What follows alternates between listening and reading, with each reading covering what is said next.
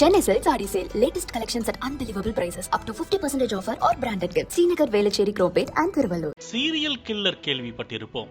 ஆனால் இங்கு சீரியல் பார்த்து ஒரு கொலையை கனக்கச்சிதமாக அரங்கேற்றியிருக்கின்றனர். என்ன நடந்தது? விரிவாக பார்க்கலாம்.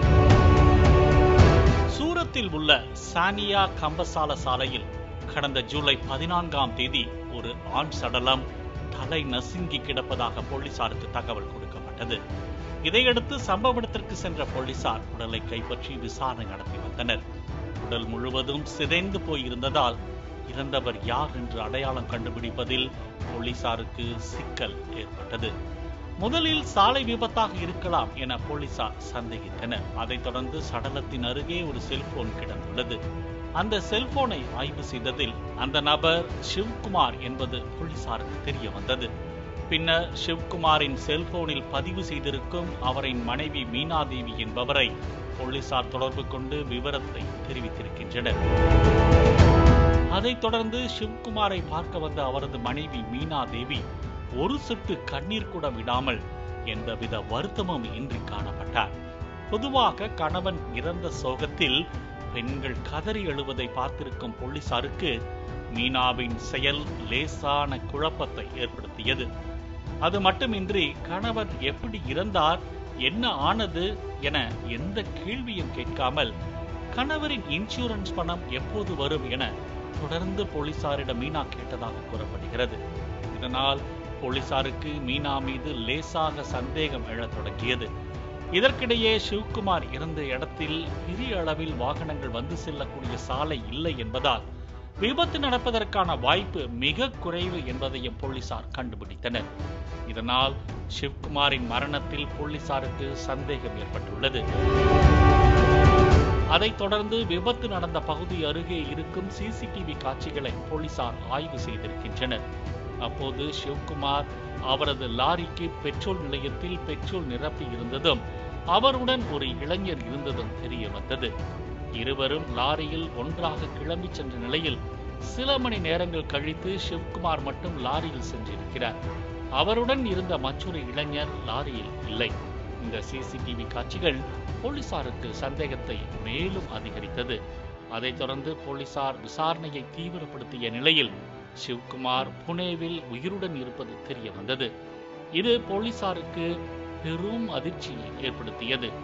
அப்படியெனில் இறந்தது யார் என்ற கேள்வியுடன் போலீசார் விசாரணையை தீவிரப்படுத்தினர். இந்த நிலையில் புனேவில் இருந்த சிவ்குமாரை போலீசார் கையும் களவுமாக பிடித்து விசாரணை நடத்தியிருக்கின்றனர். அப்போதுதான் திரைப்படத்தையே மிஞ்சும் அளவிற்கு கொலை நடந்திருப்பது போலீசாருக்கு தெரிய வந்தது. சாலையில் தலை நசுங்கி சடலமாக மீட்கப்பட்டது சிவ்குமாரின் நண்பர் தேவி பிரசாத். சிவ்குமாரும் தேவி பிரசாத்தும் 10 ஆண்டுகளாக நண்பர்களாக இருந்து வந்துள்ளனர். தேவி பிரசாத்தின் குடும்பம் உத்தரப்பிரதேசத்தில் உள்ளனர். வேலைக்காக தேவி பிரசாத் மட்டும் சூரத்தில் தனியாக வீடு எடுத்து தங்கி வந்திருக்கிறார். சிவ்குமார் சொந்தமாக லாரி ஒன்று வைத்து ஓட்டி வந்துள்ளார். தொழிலை பெரிதாக்க வேண்டும் என நினைத்த அவர் மீண்டும் ஒரு லாரியை லோனில் வாங்கியிருக்கிறார். ஆனால் அவர் நினைத்தது போன்று தொழிலில் லாபம் ஏற்படாமல் நஷ்டம் அடைந்திருக்கிறது. இதனால் வங்கியிலிருந்து நெருக்கடிகள் அதிகமாகியுள்ளது. எனவே என்ன செய்வது என்று தெரியாமல் சிவ்குமாரும் அவரது மனைவி மீனாதேவியும் குழம்பி வந்துள்ளனர். அப்போதுதான் பிரபல சீரியல் ஒன்றை பார்த்த கணவன் மனைவி இருவரும் அதில் வருவது போன்று இன்சூரன்ஸ் தொகைக்காக வேறொருவரை கொலை செய்து நாடகமாடி பெற்றுக் கொள்ளலாம் என யோசனை வந்திருக்கிறது. சிவ்குமார் மீது 2 லட்சம் ரூபாய் இன்சூரன்ஸ் தொகை இருப்பதால் அது கிடைத்தால் லோன் மற்றும் கடனை அடைத்து நிம்மதியாக வாழலாம் என கனவு கண்டிருக்கின்றனர். இந்த நிலையில் யாரை கொல்வது என யோசித்துக் கொண்டிருக்கும் போதுதான் 10 ஆண்டுகளாக தன்னுடன் நண்பனாக பழகி வந்த தேவி பிரசாத் அதில் வசமாக சிக்கியிருக்கிறார். தேவி பிரசாத் குடும்பத்துடன் இல்லாமல் தனியாக இருப்பதால் அவர் காணாமல் போனால் யாருக்கும் தெரியாது, சந்தேகமும் வராது என திட்டம் தீட்டியிருக்கின்றனர். இதைத் தொடர்ந்து சம்பவத்தன்று தேவி பிரசாத்தை சிவகுமார் நைசாக பேசியுடன் அழைத்துச் சென்றிருக்கிறார். பின்னர் மதுவில் மயக்க மருந்து கலந்து தேவி பிரசாத்திற்கு கொடுத்திருக்கிறார். ஏதும் அறியாத தேவி பிரசாத் மதுவை குடித்து மயங்கிய நிலையில் அவருக்கு தனது உடைகளை மாற்றி பின் லாரியில் இருந்து கீழே தள்ளி லாரியை ஏற்றி கொன்றுவிட்டு அவர் அருகே தனது செல்போனையும் சிவகுமார் விட்டு சென்றிருக்கிறார். போலீசார் விசாரணையில் முகம் தெளிவாக தெரியக்கூடாது என்பதற்காகவே முகத்தை சிதைப்பதற்காக தலையை நசுக்கி கொலை செய்திருக்கின்றனர்.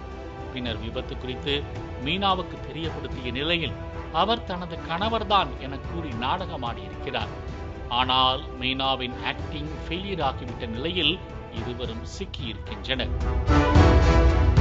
இந்த நிலையில் தேவி பிரசாத்தை கொலை செய்த சிவகுமார், உடந்தையாக இருந்த அவரது மனைவி மீனா மற்றும் சிவகுமாருக்கு அடைக்கலம் கொடுத்த அவரது நண்பர் என 3 பேரையும் போலீசார் கைது செய்து சிறையில் அடைத்துள்ளனர்.